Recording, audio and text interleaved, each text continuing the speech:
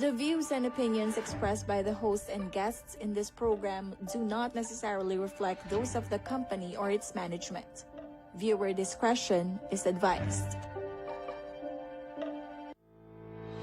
Dahil mahalaga ang iyong boto, kaantabay mo ang RW 95.1 FM, CLTV 36 at Commission on Elections sa pagkilala sa mga nagnanais magsilbi sa ating bayan. Abangan at tutukan ang paglalahad. Lunes, Martes, Huwebes at Biyernes, alas 4 hanggang alas 5 ng hapon. Mapapakinggan sa RW 95.1 FM at sa bayang mapapanood live sa CLTV 36. Masusubaybayan din sa Facebook page ng Sunstar Pampanga, CLTV 36 at RW 95.1 FM. Ang paglalahad 2025. Oras sa Pilipinas, 1 minuto makalipas ng alas 4 ng hapon. Isang magandang hapon Central Luzon, Pilipinas at buong mundo. Kamusta po kayo? It's the 8th of April 2025. Kayo po ay nakatutok muli sa ating programa ang Paglalahad 2025. Boto mo, kinabukasan mo dito sa RW 95.1 FM. Kaangtabay ang Commission on Elections upang gabayan ang bawat botante sa wastong pagboto ng mga karapat-dapat na kandidato dahil 34 days na lamang at eleksyon na. Ito po si Alex Sembrano. Tara na at makibahagi sa aming programa dahil dito ay sabayang mapapanood live sa CLTV 36 at masusubaybayan din sa Facebook page ng Sunstar Pampanga, CLTV 36 at RW 95.1 FM. At syempre, sasamahan tayo ngayong hapon ng taga CLTV 36, Paulo G. Santos. Paulo G. Kapaling. How are you, kabalen? Yung po mga nakikinig ho sa amin na ang alinsangan, abot-abot saan? DJ Alex, ayun, naguhubad na si Kumare at si Pare. Sobrang init sa labas, di ba? Mainit. Oh. Kaya magpalamig muna kayo dito. Chill lang natin totoo. yan. At shoutout dun ho sa mga masisibak ho na kandidato na kumakaway. Ayun, nakangiti eh. Ayun, may tinatapon, may sinasalo yung mga constituent ho nila. Ano kaya yan? Doon ho sa mga ipinamimigay nyo, marami hong matang nakatingin, DJ Alex. At hindi lang ho sana sa mga ngiti at kaway natin po sila nakikilala. Kundi yung mga humaharap dito ho sa programa ho natin, mga kaibigan, nako, saludo kami dyan sa mga kandidato na willing silang sumalang at malaman natin kung ano ho yung kaibuturan ng kanilang puso. Makikita ba natin sa kanilang mga salita? King amano kasing Kapampangan, DJ Alex, yung kanong amano, ang salita, yan kaladwa na kanuning meto nga tao. Anya, kita pa mong kayang kaparalanan na kayang yagkas ren karera pong plataforma de gobyerno, mayap. Samahan niyo po kami ni DJ Alex, mga kaibigan, kayo po mga nakikinig sa radyo. Live po kami sa amin pong mga social media pages at gayon na rin dito ho sa RW 95.1 FM. Yes, napakalalim naman yan, Paulo G. At para po sa ating mga listeners na gusto makibahagi sa amin dito, pwede po kayong mag-comment sa ating text line 0919-264-4439 or pwede rin kayong mag-comment din sa ating mga Facebook pages ng RW, CLTV at ng Sunstar Pampanga. Okay, narito muna ang mga balita sa oras na ito bago natin ipakilala ang ating panauhin. Ito po ang Paglalahad 2025. Papel ng mga guro tuwing eleksyon, kinilala ni DepEd Secretary Angara. Formal nang nilagdaan ng Department of Education o DepEd at Commission on Elections o COMELEC ang kanilang kasunduan para sa nalalapit na eleksyon sa May 12. Isinagawa ang signing ng kanilang Memorandum of Agreement o MOA sa Chairman's Hall, Palacio del Gobernador, Intramuros, Manila nitong Biyernes, April 4. Kasabay nito nilagdaan din ang kasunduan sa pagitan ng COMELEC Armed Forces of the Philippines o AFP at Philippine National Police o PNP. Sa naturang aktibidad, binigyang diin ni DepEd Secretary Sonny Angara ang mahalagang mahalagang papel ng mga guro sa pagtiyak ng malinis at maayos na halalan. Anya, handang makipagtulungan ang kagawaran sa COMELEC upang maisakatuparan ng isang tapat at makabuluhang proseso ng botohan.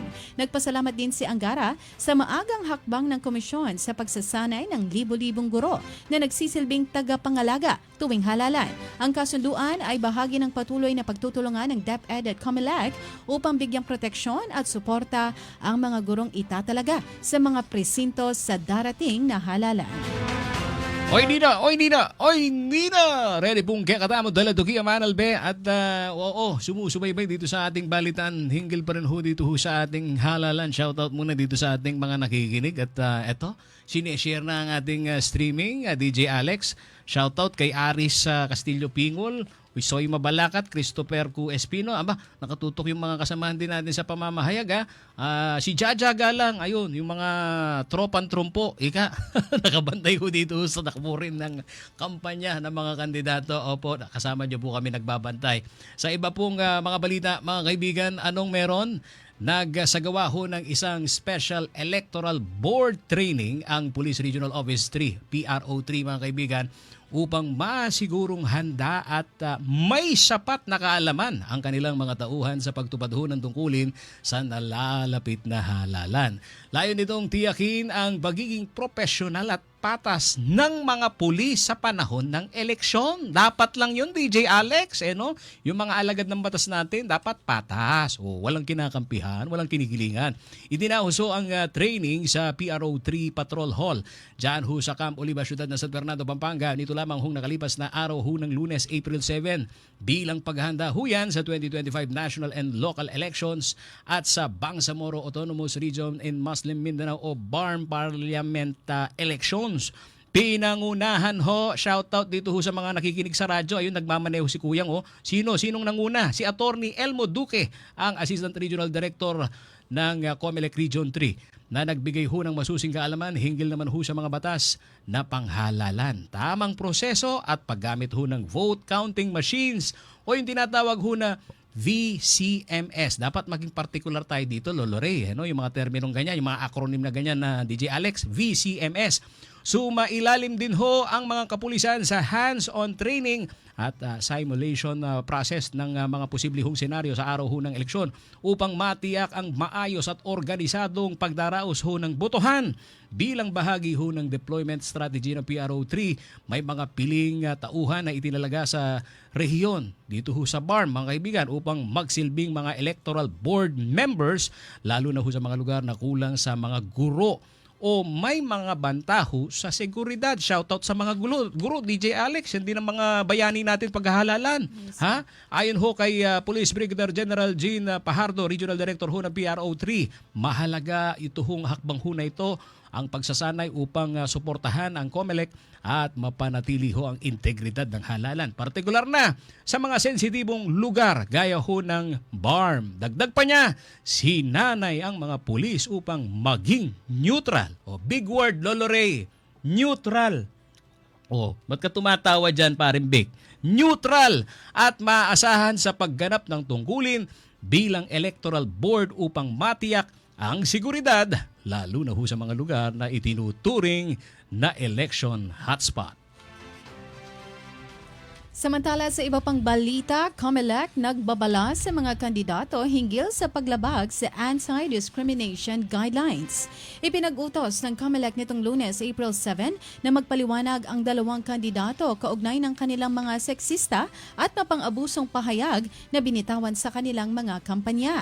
Sa dalawang magkaibang show cause orders, humingi ng paliwanag ang COMELEC mula kina re-electionist Misamis Oriental Governor Peter Unabia at incumbent Mataas na Kahoy, Batangas Vice Mayor Jay Ilagan na tumatakbo bilang gobernador ukol sa kanilang di kanais-nais na mga pahayag. Noong April 3, binanggit ni Unabia na magagandang babae lamang daw ang dapat mabigyan ng scholarship grant.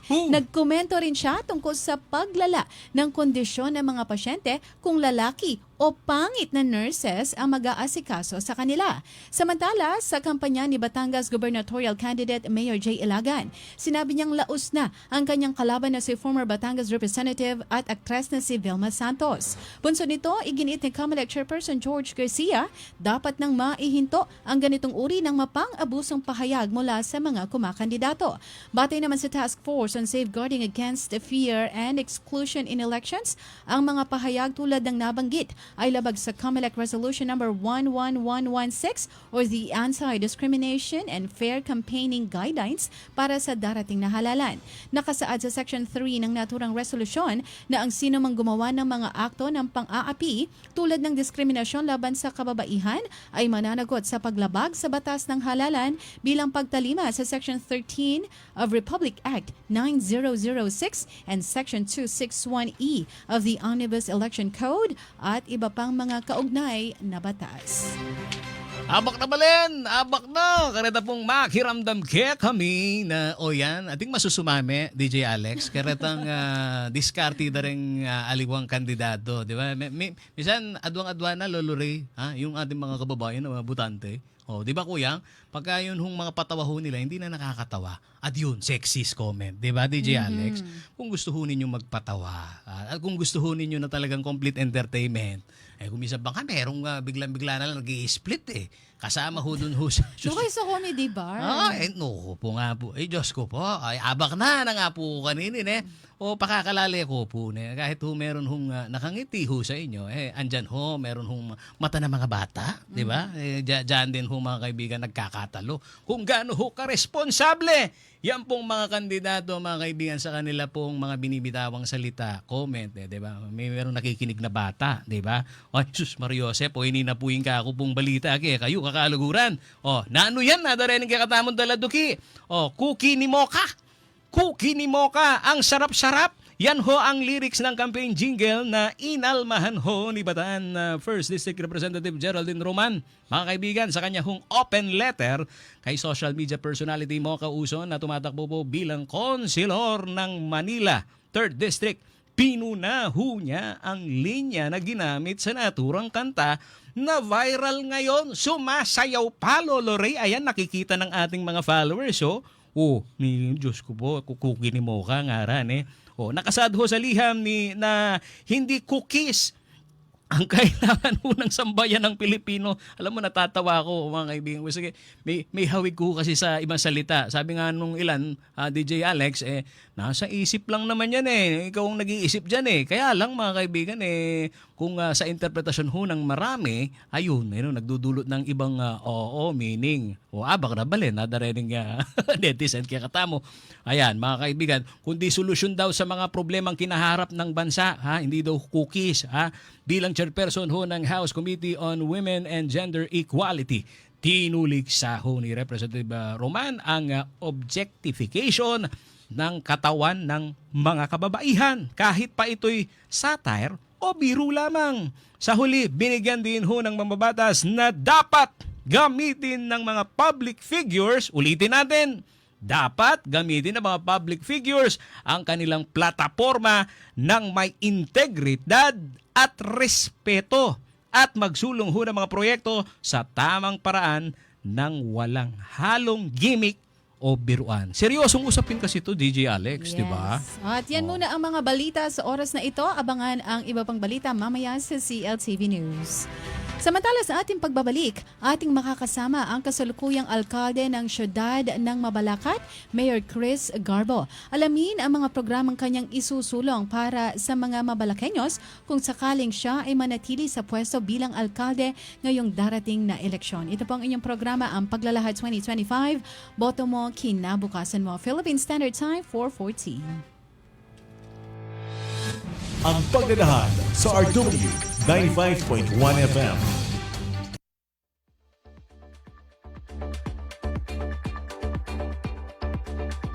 Magandang araw, Central Luzon. Alam niyo ba ang mga dapat dalhin sa voting precinct sa araw ng botohan? Una, hindi na kailangang magdala ng ballpen dahil mayroon nang ipoprovide ang COMELEC. Ikalawa, huwag magdadala ng kahit anong campaign material sa loob ng voting precinct. Ikatlo, maaaring magdala ng kodigo o listahan ng mga iboboto, ngunit siguraduhin ito ay nakasulat sa malinis na papel. Pang-apat, siguraduhin hindi ka nakapagdala ng sample ballot sa loob ng voting area. At panghuli, huwag kakalimutan ang inyong voter's ID o kahit anong valid ID. Ako po si DJ Tyra Mendoza Vitug. Samahan niyo ang pinagsarib na puwersa ng RW 95.1 FM at CLTV 36 sa Ang Paglalahad 2025 upang mas pag-usapan at unawain ang mga mahahalagang issue ng halalan. Dahil boto mo, kinabukasan mo. Ang Paglalahad 2025, Lunes, Martes, Huwebes at Biyernes, alas 4 hanggang alas 5 ng hapon. Live sa RW 95.1 FM at CLTV 36. Sabayang mapapanood sa Signal Channel 115, sa FB pages ng RW 95.1 FM, CLTV 36, Sunstar Pampanga, at sa website at YouTube channel ng CLTV 36.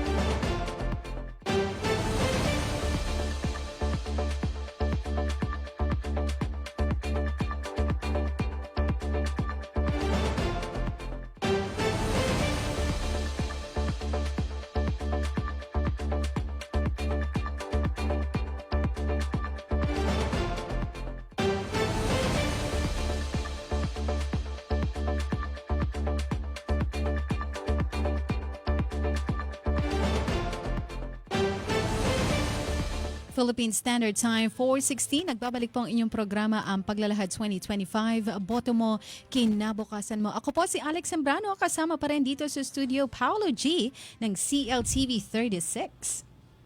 Habang nabalan, gareda pong banal bege kami, o hindi na, kakalaguran. Reda pong, saglulula pong mag-share kay social media at pablasa, ne?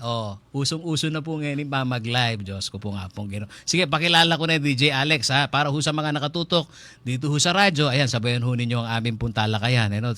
Sa TV, napapanood din ho kami sa Facebook Live. Ating pong makakasama, ang ating pong espesyal na panauhin ngayong pong hapon. Siya ay ang kasalukuyang alkalde ng Mabalacat City, Pampanga. Kilala ho siya sa kanyang advokasya para ho sa maayos na pamamahala, serbisyong medikal at mga programang nakatuon sa kapakanan po ng mamamayan, Mabalaqueño. Sa ilalim ho ng pamumuno, patuloy ho na umuunlad, mga kaibigan, ito hong lungsod sa larangan ho ng edukasyon, kalinisan at kaunlaran. Nais po namin ipakilala ho sa inyo, alangaliwa, Mabalacat City Mayor, re-electionist Crisostomo Chris Garbo. Haba ka na balan? Ay, gatpanapon pa. Gatpanapon. Usta na ka? Mapagpalang hapon po sa ating lahat, sa lahat ng mga tagatangkilik ng inyong programa para sa eleksyon, yung Paglalahad.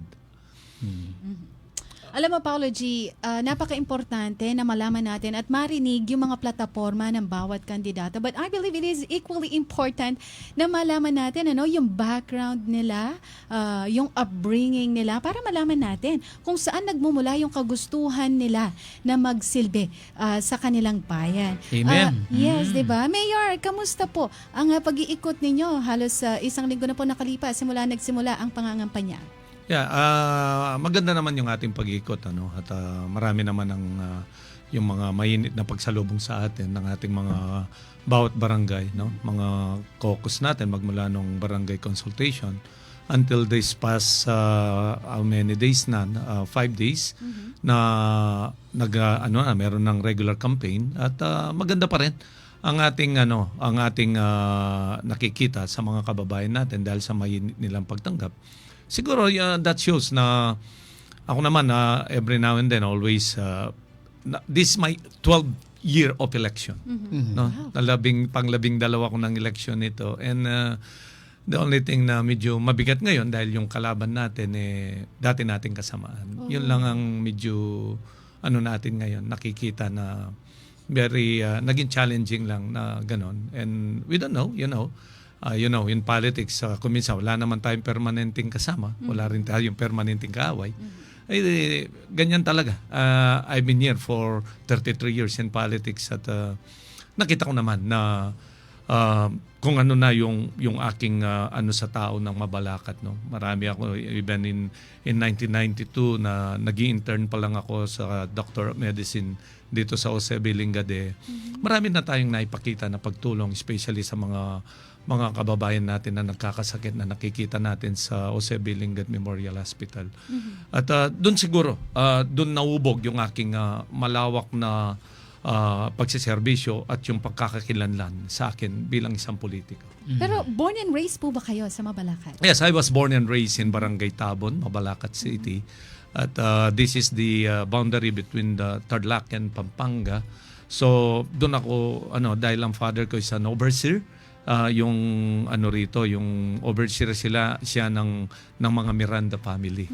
Yung mga sugar plantation, yun ang and we are 11 in the family. Ako lang ang pumasok sa politika. Alam mo, DJ Alex, gusto kong tungtungan yung sinasabi ni Mayor Chris Garbo na yung unang linggo niya talagang mainit na salubong. Pagka ba sinabi mong mainit na salubong, ano yung mga barometro ninyo? Ito, baka hindi lang ho yung issue sa Mabalacat ang ating pong pag-uusapan dito. Baka marami ding makarelate na kamukha ninyong local leader na ito, re-electionist. Pagka sinabi mong mainit at ramdam mo yung salubong ng tao, ano yung mga key indicators baga na talagang may palo? Hindi, kasi ang bottom line kasi sa public service kasi, Paulo, no? Ang bottom line dito, how you touch people. No? Paano mo sila kung paano kanila maramdaman, no? And naman, when I took over as the mayor of Mabalacat, I have already started the yung bedridden visitation natin sa mga yung may nakaratay na mga may sakit, pinupuntahan po natin, we're praying for them, and also giving them some financial assistance para sa pangailangan nila. But the thing is now naubog yung because of my faith right now bilang isang born again Christian. Doon ko nakita na iba pa rin yung pagdarasal, no? Dahil doon ka umugot. At siguro nakita ng mga tao kung paano talaga yung who is Chris Garbo right now and before. Kung ano pagkakaiba ni Mayor Garbo in my hop of my career as a politicians before, because when I became a born again Christian, doon na sinama ko na yung moral and spiritual life ko sa politics, no? Kasi if you are a good leader, you must be spiritually upright, no? Hindi lang yung para sa nakikita lang ng mga tao, kundi talagang you really practice it, no, in your life, no? Kaya ako naman when I became a mayor and I took over in 2017, naging Kristiyano ako nung 2015 and doon na nagbago yung para bang my heart pinalitan ng Panginoong Hesus sa yung puso ko para mapalapit sa mga tao. And always, ano man yung mga challenges ko ngayon, I'm just leaning on the Lord. Kung ano man yun, and that will be done. Yun lang ang akin naman eh. Kaya, kasi pag masyado kang ginano mo ito, tatanda ka talaga eh. But thank God, 62 na ako. Paulo G, I've been 33 years in politics. But right now, still going at malakas ako. Pero ito, ano yung mukha ng noon na eleksyon sa ikasasabi na maluwat ng aking mundo na ng politika. Anong mukha ng halalan noon at ngayon? Kung ihahambing mo, malayo Paulo. Kasi noon, pag nangampanya ka noon, alam mo ba, nung 1992, 95, 98 election, pag dumarating kami ng partido ko, yung mga tao, sila pa nagdadala ng upuan. Sila pa nagdadala ng upuan. Kung wala silang upuan, yung tsinelas nila, yun ang upuan. Tapos makikinig. Pero ngayon, yung bang, para bang kaya pagluto na pa Yes. Ako, nakikipag-basketball pa ako. Pag nangangampanya ko, may dala-dala akong mga shorts, pang-basketball. Tapos makikita ko yung kabataan. O laro na lang tayo, makikipag-basketball ako. Pagkatapos ko naming maglaro, Paulo, sasabihin ko lang sa mga kabataan, kayo nang bahala sa mga magulang nyo. No? Ay, upo. Siyempre sabihin namin, board member kayo, nakalaro namin. So, ang pagkakaiba ngayon, yung bang, parang na-feel ko may demand ba? Na sometimes people is demanding because of the changes in politics. No? Yung bang, dito ko na-feel na yung transformation ng politics noon at saka ngayon, yung para bang pera-pera, yung para bang lumilitaw na ganon. To be honest with you. Yun ang na-feel ko. But, meron din naman na marami pa rin naman na tinitignan nila kung how did you perform. Kung ano man yung naging katungkulan mo. Ano bang nakita sa iyo? Ano bang legacy mo? Ano bang na ipagkaloob mo sa serbisyo mo sa mga tao?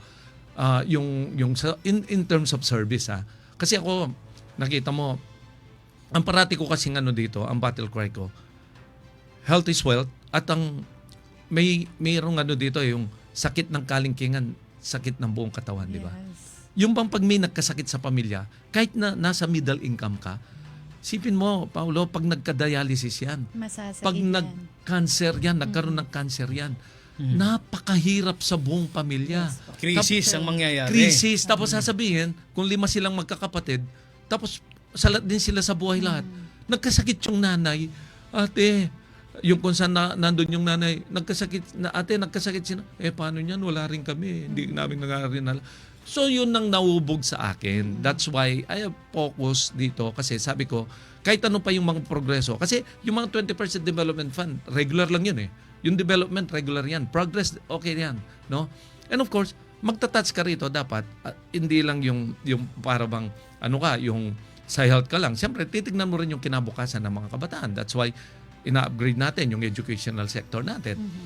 At hindi rin yan. Dapat, binabantayan mo rin yung food shortage natin. Kailangan, tinutulungan mo rin yung mga magsasaka for food sustainability. Balance lahat.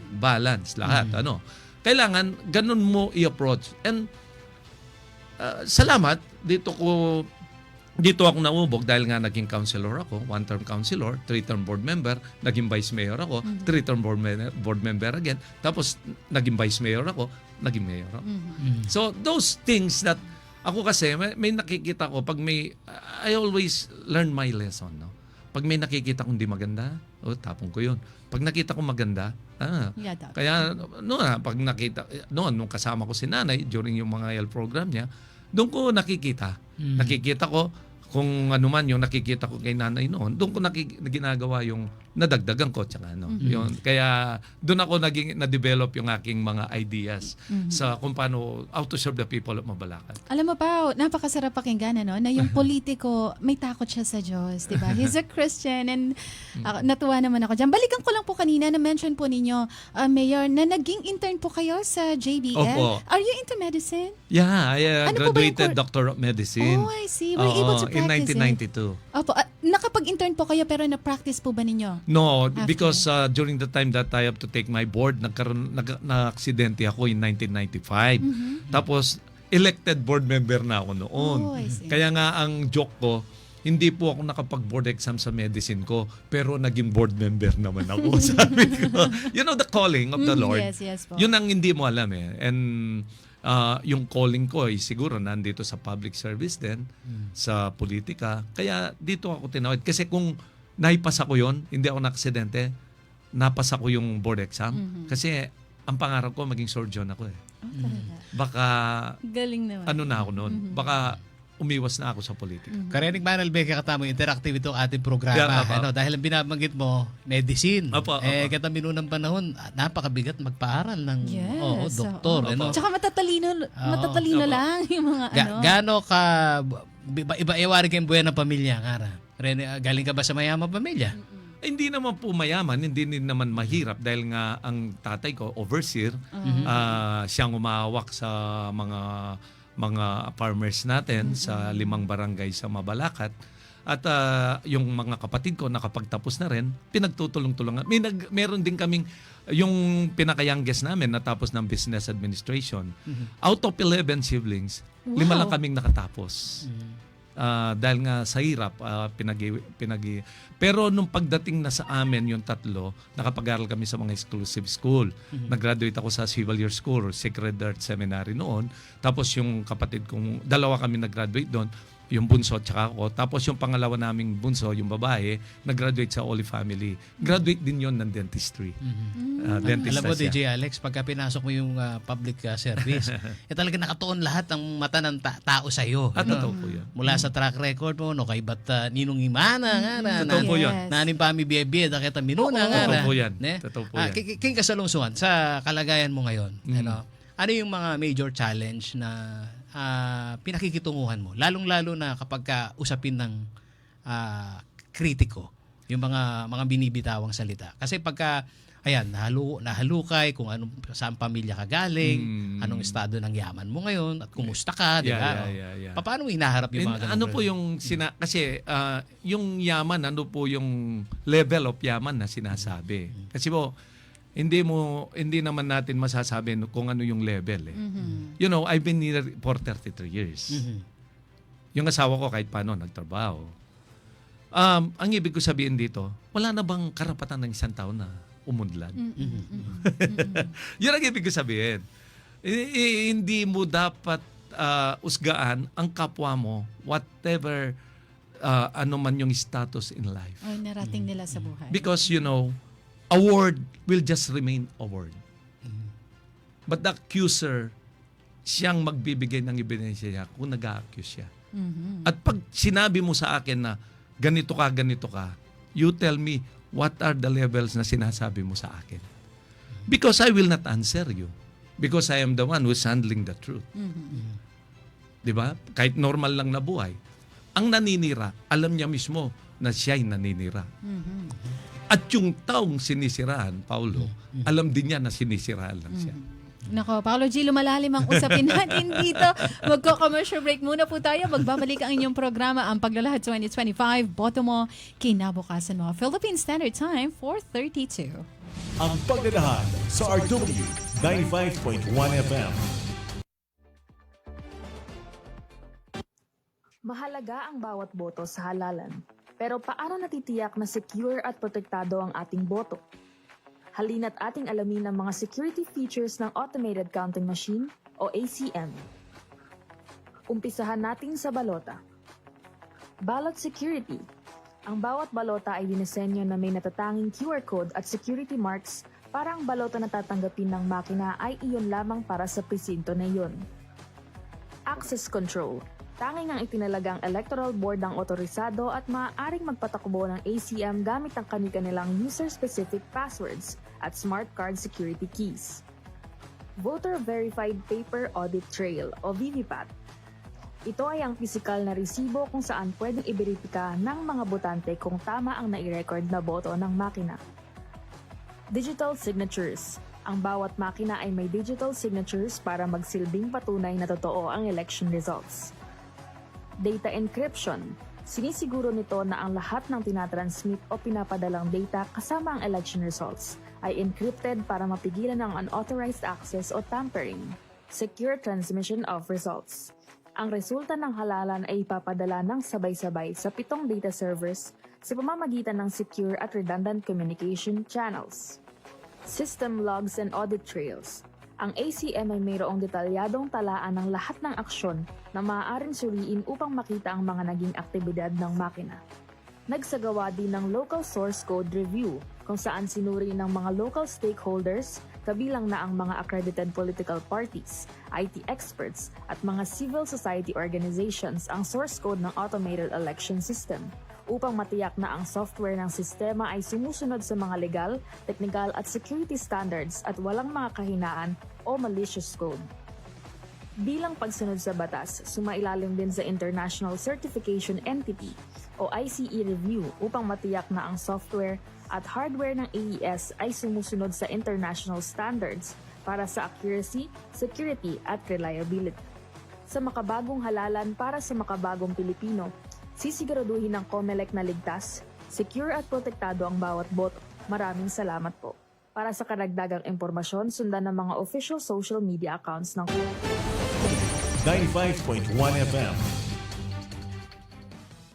Philippine Standard Time, 4:34 on the clock. Nagbabalik po ang inyong programa ang Paglalahad 2025. Boto mo, kinabukasan mo. Ako po si Alex Sembrano. Kasama pa rin natin dito sa studio, Paolo G. Santos ng CLTV 36 at ang ating panauhin, Mabalacat City Mayor Re-electionist, Honorable Mayor Chris Garbo. Okay, this time, Paolo G, pag-usapan natin ang mga balakin o yung mga plataforma ni Mayor dyan po sa may Mabalacat. Yeah. Okay, Mayor, ano po ang inyong mga long-term vision para sa Mabalacat? Yeah, number one, yung economic development namin. No? Yun muna kasi alam mo, kailangan natin i-maximize yung human capital because we want to take advantage of the economic zone dito sa Clark. No? And right now, there is an ongoing development yung Ayala Land, which is the Pampanga Technopark. It is a 270 hectares or 210 hectares and they're now expanding, requesting the local government for another nag-expand sila ng 110 hectares more. So they have already allocators, no? At right now, yun ang gusto kong i-maximize yung potential ng local government units in human capital, no? Dito namin makikita including na because my vision by 2028 wala nang unemployment. Kung hindi man mababang mababa na yung unemployment namin dun sa siyudad ng Mabalacat. And number two, yung long term is also our health program. Right now, our yung pong ating dialysis center, yung Mabalacat Hemodialysis Center, meron lang po kaming 10 dialysis machine. Ang nagiging problema po rito, they've been telling yung ating mga kalaban na bakit daw yung Mexico is 22, ang Angeles daw is 32, parang gano'n. And ako naman po, nandun na nga po that is part of our, alam po nila yon, naibigay ko na po sa kanila yon. We're planning to expand it. No? Gagawin natin 32 dialysis machine. Tapos po ang plano ko, dahil nga naghihirap yung mga tao natin doon, yung mga kababayan natin na nasa laylayan na mahirap, na kuminsan magta-tricycle pa sila. We're planning to put na magkaroon tayo ng patient transport vehicle na 4 para atid sundo po sila sa mga natin, sa mga bahay nila at saka sa dialysis center. And number 2 is the development of our very crucial po ito, yung wellness center po natin. Wellness center is just a small clinic wherein because mas ano po ako kasi yung preventive aspect. Yes. Prevention is more than a pounds of cure, no? Yes. Ang ano ko po rito, magtatayo po ako ng natin yung wellness center na magkakaroon po ito ng screening clinic para sa mga breast cancer. Yes. Maglalagay po tayo doon na 2 mammogram machine para po natin yung whatever age you are in female. Pag may nakapaka po sa iyong breast, pwede ka pong pumunta doon dahil napakamahal po ng mammogram. Yes. At pag may nakita po kami doon, automatic halisin na namin yon. Number 2, maglalagay po tayo ng 3 OB-gynecologists for the screening of cervical cancer. At magkakaroon po tayo ng laboratory doon with pap smear. Para po regular, may magpapapasmir po yung mga kababayan po natin. Ang joke ko nga po ang gusto ko yung mga kababayan namin abot ng 120 years old. And the female, meron din po tayo ng prostate cancer screening. So, dun po natin makikita. And also, magkakaroon po tayo ng therapeutic rehabilitation na po natin, room. Yung mga mild stroke, para po lumakas na naman sila at makapagtrabaho na muli. Yun po yung mga long-term plan natin. And also, yung ating matagal na po ng pangarap ng mga kababayan natin, yung mabago po yung ating palengke. No? Yung ilang taon na po yung palengke po natin, medyo hindi na po moderno para makaantabay na po sa po natin ngayon sa panahon. Hindi napapagiwanan na po, no. And of course, yung City Hall po natin dahil yun po ang pangarap talaga natin, no. But doon po nag-zero in yung ating mga kalaban. So, nasa kanila po 'yun. The people of Mabalacat will be the one to judge. Isugulong kaya mo ka rening amano da rening talatuki mo, Mayor Rene. Sa iyong termino ngayon, bakit na pamagmalino? Last term mo nini. Last term na po. Last term mo nini. Yeah. At dito ho sa last term ho ninyo na to, ano yung pwede nating masabing milestone mo sa usapin ng infrastructure o sabihin dito sa 9 pillars ng MCG administration? Actually po, yung pinaka-milestone po natin talaga, ako may pagmamalaki po, yung health program. Yung po ang ating Clean and Green na isa po sa pinakamalinis ang syudad ng Mabalacat. And also yung mga infrastructure natin, which is very po ngayon accessible ang Mabalacat on all directions. Meron na po tayo ngayon mga bypass road, no?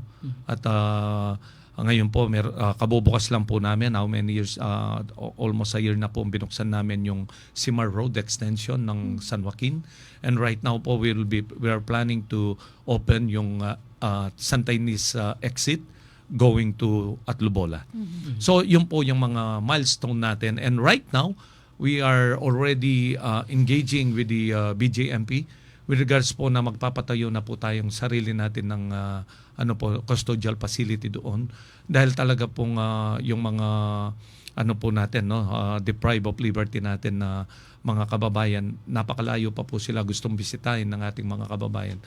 Yun po ang isa pang milestone na bago po matapos ang term natin. And of course, yung continuous help natin, yung tulong natin sa mga AICS po natin, Assistance in Crisis Situation, ng ating mga kababayan sa siyudad ng Mabalacat. Shoutout ko lang, DJ Alex, yung mga talapagita mo. Kaya ni Mabalacat, Manal Belen, at makatakikila ka rin Mano Dapureng kandidato. Inuulit ko mga kaibigan, hindi lang ho si Mayor Chris Garbo ang uupo dito. Pati yung kabilang kampo. Para at least magkaroon ng pagkakataon din ho sa kanila hong lokal na issue. Mahalagang pag-usapan kasi yan. At ito mga kaibigan, sa tumatakbo ho na survey, hindi lang ho yung mga pangalan ng kandidato ho ang kailangan malaman natin kung sino nangunguna, kundi yung interest na malaman nito pong mga boboto kung ano ho ang kanila hong hiling na mai-address ngayon pong kampanya. Ang SWS survey, laging tinitingnan to. Atutunang kaya muna manini kang Mayor Noel Villanueva, King Concepcion, yung helps kung tawagin, health, education, livelihood, peace and order, social protection. King Kasalungsungan, kumusta estado ini? Itamo po, malwatano pong pairal nga din very kaitamo po ken talaga pong kentamo talaga makapokus At kempong service, ilapin po talaga retang in any local government unit, maragulya very crucial na po rin services rin para ka rin kaya kang sasakupan. Yan po talagang mga nasasakupan mo, yan po talagang ang pangangailangan. At ako po when I took over in 2017, dyan po talaga tayo na nakita nila na naramdaman ng mga kababayan natin sa siyudad ng Mabalacat. Okay. Mayor, isa po sa mga plano ninyo ay ang pagtatayo ng bagong government center sa lungsod. Sa tingin po ninyo, paano po makikinabang ang mga residente ng lungsod sa pagtatayo ng bagong government center? Number one po kasi ang paniwala ko, the government center po natin, city government center po natin, is the window ng syudad. Kung paano yung mga nanunungkulan, kung paano po nagsiserve sila. No? Kasi, Paulo, you've been how many times ka nagbalik-balik sa syudad namin. Lalo na sa aking opisina, 3-layer po yan. Talaga pong masikip na. No? At ngayon po may mga satellite offices pa kami. We just have to put in one place lang po yun. No? At ang importante po rito, yung maginhawa, yung mga humingi ng tulong, yung nagninegosyo, yung nagbabayad ng buwis, na para bang they are being really served na convenient po sila. Kaya po yun ang pinlano po natin. No? And talaga pong ganyan. Pag may ginagawa ka, may nagkikriticize. But at the end of the day, ang tao po kasi pag nag-criticize, you just have to, harapin mo, pero sometimes, pairalin mo rin yung political will mo. Pag along the way, pag nakita nila yung result ng ginawa mo, yung mga nagkikritiko, sasangayon na rin dahil nakaganda ang ginawa mo. Kasi at the very start, kasi because of politics, kasi pag ginawa yan, ganyan yan, well, ang tao, ganyan lang naman Hanggat wala pang nakikitang resulta, ikikriticize ka. But when there's a good result, sasangayon na sila. Okay, Mayor, ano po ang plano ninyo tungkol sa traffic at urban planning sa Mabalacat ngayong 2025? Yeah, look at that. Sabi ko nga sa iyo kanina, right now is there are many bypass road right now in Mabalacat. Once the Santa Ines exit to at Lubola, talaga pong malaki ng kaluwangan yan.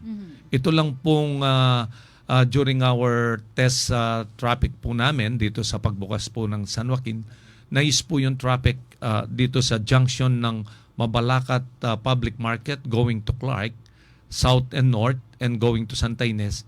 Nabawasan na po tayo ng almost 50% of the traffic. Yun po ang masasabi ko. Because dati, when rush hour na, talaga pong yung traffic going to south, no? Nagkaano po yan hanggang San Joaquin na. But right now, hanggang doon sa simbahan na lang ang pinakamahabang traffic na nararanasan ng ating mga kababayan pag rush hour. Kaya napakalaki po yun, going directly to Clark na. At kung pupunta sila ng yung north, pupunta ng ng SM o kung saan man, madali na po pumunta doon. DJ Alex, sigit ko rin itong mga tanong ng ating mga kababayan, lalo na yung mga OFW. Gusto kasi sabihin din kasi Clark. Yeah. Tao ko Mabalacat, Jo! Yeah. Uko, balumi yung makanano kami, di nagul katamino ng panahon at nagmumulila rin OFW. Yeah. Yung pinakalalawin dahil ang development. Yeah. At ito mga kaibigan, yung relasyon nito pong lokal na pamahalaan dyan sa business sector. How is it? Kumusta? Ngayon po, right now, yung mga business sector po natin, kinreate po natin yung Mabalacat City Business business group parang po sila, kinreate na po natin but na overshoot lang po nitong mga politikang ito. Kaya po nakapag-meeting po kami ng 30 beses. 3 beses yan, meron na po silang officers, may president na po sila, no? At right now, continuous po yung collaboration of our business sector and our local government unit. Kasi po, meron po silang representative sa ating local development council. Kailangan po isama mo po sila dahil partners po natin sila sa development. So, kailangan po hindi po sila napapag-iwanan. More so, kailangan po tayong nakikinig din sa kanila. Okay, Mayor, kanina na-mention niyo po, isa sa mga siguro challenges sa inyo is yung makakalaban po ninyo dati po ninyong nakasama. Tama po ba? Yeah. Sa tingin po ninyo, ano po ang edge ninyo sa kanya ngayong halalan? Well, number one, my edge is my track record. At yung aking stint in politics for 33 years. Kasi po siya naging almost 12 years pa lang siya. And hindi ko naman po pwedeng yung sa kanya, but I can only say about myself na sa tingin ko, ako naman, I have done the very best for the people of Mabalacat. Yun po ang feeling ko at yun po ang the people of Mabalacat will be the one to judge that. Hindi po ako mahilig kasi na kung ano yung sasabihin ko sa kanya na negative or what. I don't want that. Kung ano man po sabihin nila sa kanila, I just have to lean on the Lord that I have to forgive them. Either na tirahin akong personal, tirahin ako sa politika, even my family. Because kami ang kinakapitan po namin, Panginoon, hindi po ang tao. Okay. Paolo G, magko-commercial break muna po tayo. Magbabalik po ang inyong programa, ang Paglalahad 2025. Boto mo kinabukasan mo. Philippine Standard Time, 4:48. Ang Paglalahad sa RW 95.1 FM.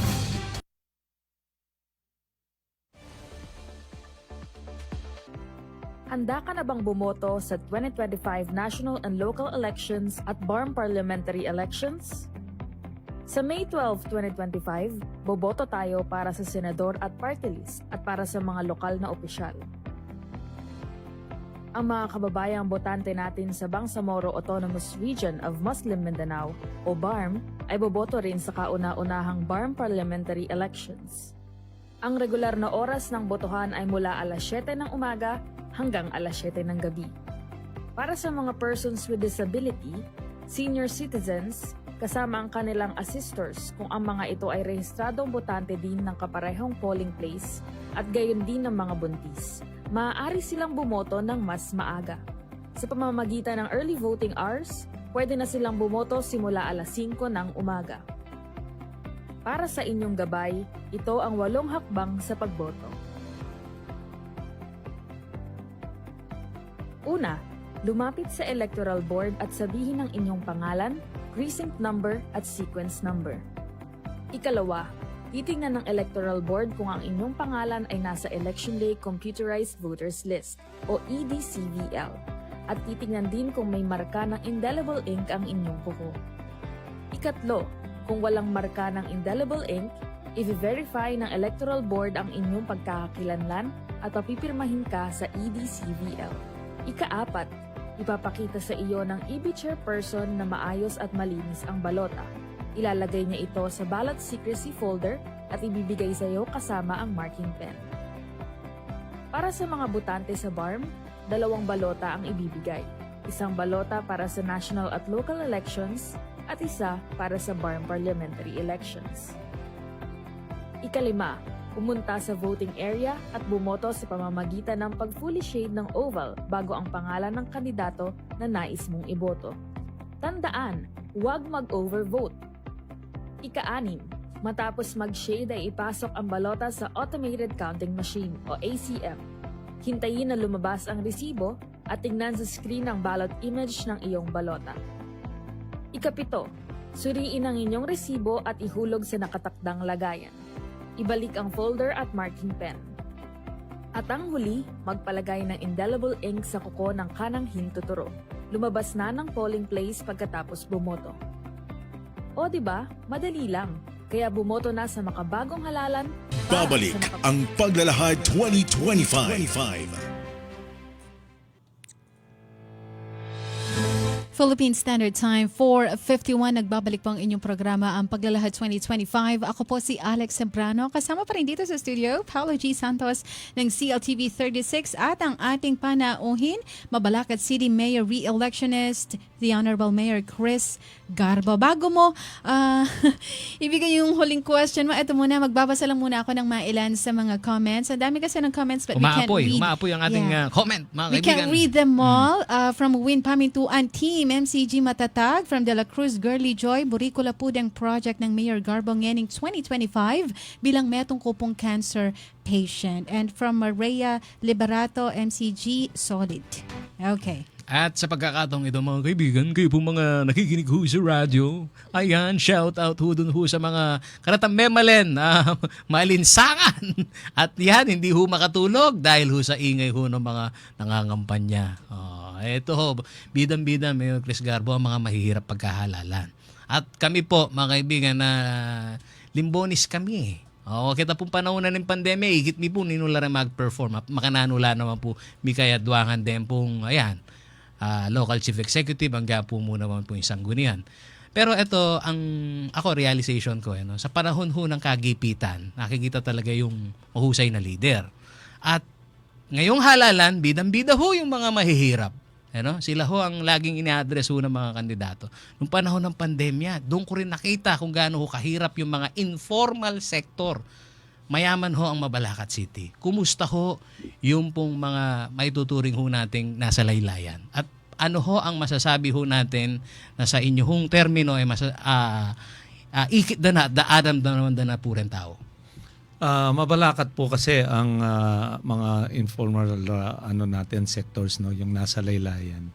Ang talaga pong nakakatawid naman po sila eh. Pero ang nagiging problem talaga rito, pag nagkaroon sila ng problema sa nila sa kalusugan, pag may nagkasakit sa miyembro ng pamilya.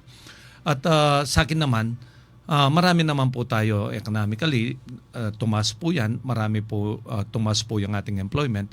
Doon naman po kailangan po, sabi ko nga, ang sabi nga nung anak ko, yung kanyang objective dito, yung kanyang platform of government is hindi dapat napapagiwanan yung mga pamilyang nasa laylayan. Hindi pwedeng nagde-develop ang syudad natin, napapagiwanan yung mga pamilyang nasa laylayan. Mm-hmm. Kailangan tugunan natin ang pangailangan ng nasa laylayan sa ganong paraan. Mag-aral, may mag-aral man. Mm-hmm. Kaya nga po, pinasok namin yung UNA program. Mm-hmm. The UNA program is the one na kumuha po kami ng isang pamilya, inanap po namin yung mga pamilya na wala pang nakapagtapos sa kanilang pamilya. Oh. Naging ano po ito, naging milestone po ito. Even to the national government. Ito po yung kung bakit po kami nabanggit ng ating buting BBM sa kanyang SONA. Because yung una program, maging yung mag-ina po, magkaklase. At nakapag-graduate na po kami ng una program, mahigit 1,000. So right now, out of that almost 1,000 na nakapagtapos na, almost 60% may trabaho na. So, yung batting average natin, medyo napakalaki na at tumataas pa. And once the Pampanga Technopark will open, dito ko na makikita na talagang ang mga mahirap may tatas na ang kalidad ng kanilang pamumuhay. Yan, ang gandang ending ng sa tanong ni Paolo G. This time, madadako na po tayo sa ating for or against. Mayor, magbibigay po ako ng ilang mga situations. Sasagot lang mo po kayo kung kayo'y pabor o hindi. Are you ready, Mayor? Ready? Full modernization ng public transport sa Mabalacat. Are you for or against? 4. Okay. Total smoking ban sa lahat ng pampublikong lugar sa Mabalacat. For For. or against? Gawing mandatory ang drug testing para sa lahat ng government officials. 4. Pagbawas ng budget sa PhilHealth. For or against? Against. Legalisasyon ng divorce bill. Against. Legalisasyon ng medikal na paggamit ng marijuana. 4. Death penalty as punishment for heinous crimes. Against. Hiwalay na third restroom para sa LGBTQ plus community. 4. Okay. At legalization po ng abortion. Are you for or against? Against. Okay. And ngayon naman sa Fast Talk segment po tayo. Dapat mabilis po kayo sumagot. Sisig o lechon kawali? Lechong kawali. Guns and Roses o Bon Jovi? Bon Jovi. Sa steak, rare o well done? Well done. Okay. Scotch or whiskey? Whiskey. Sound trip o music marathon? Music marathon. I'm sorry, it's movie marathon po. Movie marathon. Okay. Basketball o boxing? Basketball. Okay. Cash aid or livelihood support? Livelihood support. Strict rules o magbigay ng second chances? Second chances. Okay. More schools or more hospitals? More schools. Low taxes or more public services? More public services. Okay. At para sa huling katanungan, Mayor, bakit kayo po ang dapat na iboto? Kasi po, ako pong dapat iboto dahil nakita nyo na po kung paano po ako nag-perform for the past 33 years and for the past 8 years as Mayor of Mabalacat City. And still, all of these things nasa kamay po ng Panginoon. Wala po sa tao and Panginoon pa rin po ang magdidesisyon dito. At salamat po at alam ko po ang mga tao ng mga kasyudad ko sa Mabalacat.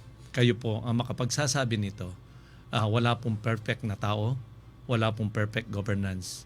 Ang masasabi ko lang, the only perfect is our Lord Jesus Christ. Okay. Anong numero po kayo sa balota, Mayor? Number 2 po tayo, ang ating numero sa balota. Okay, at dyan na po nagtatapos ang ating programa, ang Paglalahad 2025.